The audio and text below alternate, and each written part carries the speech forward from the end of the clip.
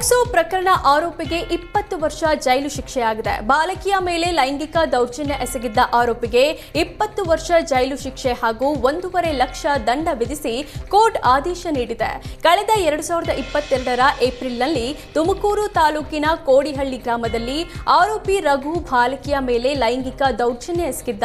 ನೊಂದ ಬಾಲಕಿಯ ತಾಯಿ ತುಮಕೂರು ಮಹಿಳಾ ಪೊಲೀಸ್ ಠಾಣೆಗೆ ದೂರು ನೀಡಿದ್ರು.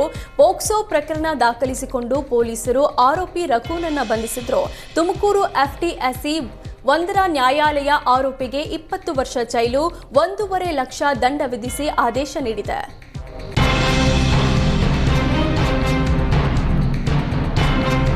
ರಾಜ್ಯದಲ್ಲಿ ಹಾಲಿನ ದರ ಹೆಚ್ಚಳವಾದ ಬೆನ್ನಲ್ಲೇ ನಂದಿನಿ ಹಾಲಿಗೆ ಕಳ್ಳರ ಕಾಟ ಶುರುವಾಗಿದೆ.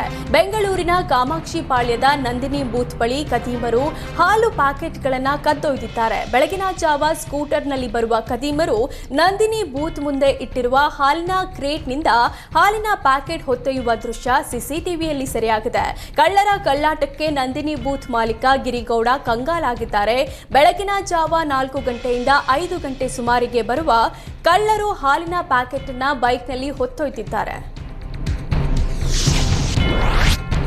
ಬಿಬಿಎಂಪಿ ಹಾಗೂ ಬಿಡಿಎ ಮೇಲೆ ಸದಾ ಕೇಳಿಬರುವ ಭ್ರಷ್ಟಾಚಾರದ ಆರೋಪ ಈಗ ಮಂಡ್ಯದ ನಿರ್ಮಿತಾ ಕೇಂದ್ರದ ವಿರುದ್ಧ ಕೇಳಿಬಂದಿದೆ.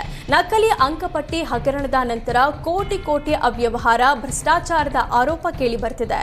ಜಿಲ್ಲೆಯಲ್ಲಿ 6 ITI ಕಾಲೇಜು ನಿರ್ಮಾಣದಲ್ಲಿ ಅವ್ಯವಹಾರ ನಡೆದಿದೆ ಎನ್ನಲಾಗಿದೆ.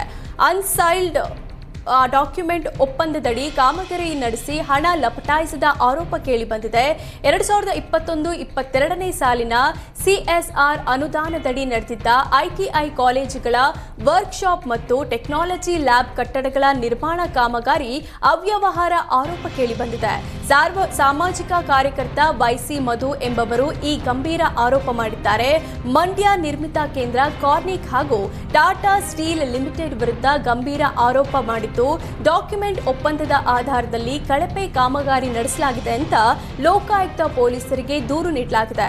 ಸುಮಾರು 2 ಕೋಟಿ ಅವ್ಯವಹಾರ ನಡೆದಿದ್ದು, ಕ್ರಿಮಿನಲ್ ಮೊಕದ್ದಮೆ ದಾಖಲಿಸಿ ಬಡ್ಡಿ ಸಮೇತ ಹಣ ವಸೂಲಿಗೆ ಮನವಿ ಮಾಡಲಾಗಿದೆ. ಗ್ಯಾರಂಟಿ ಸರ್ಕಾರಕ್ಕೆ ಈಗ ಎಣ್ಣೆ ಪ್ರಿಯರದ್ದೇ ಟೆನ್ಷನ್ ಆಗಿದೆ. ಪ್ರತಿ ಬಾರಿ ದರ ಹೆಚ್ಚಳವಾದರೂ ಮದ್ಯ ಮಾರಾಟ ಮಾತ್ರ ಕಡಿಮೆ ಆಗ್ತಿರ್ಲಿಲ್ಲ.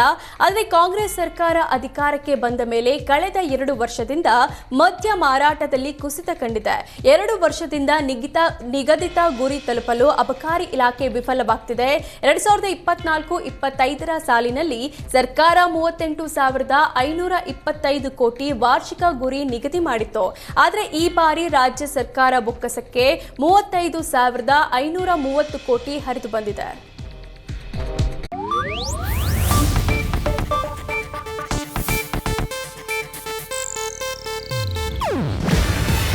ಇದು ಏಷ್ಯಾನೆಟ್ ನ್ಯೂಸ್ ನೆಟ್ವರ್ಕ್ ಪ್ರಸ್ತುತಿ.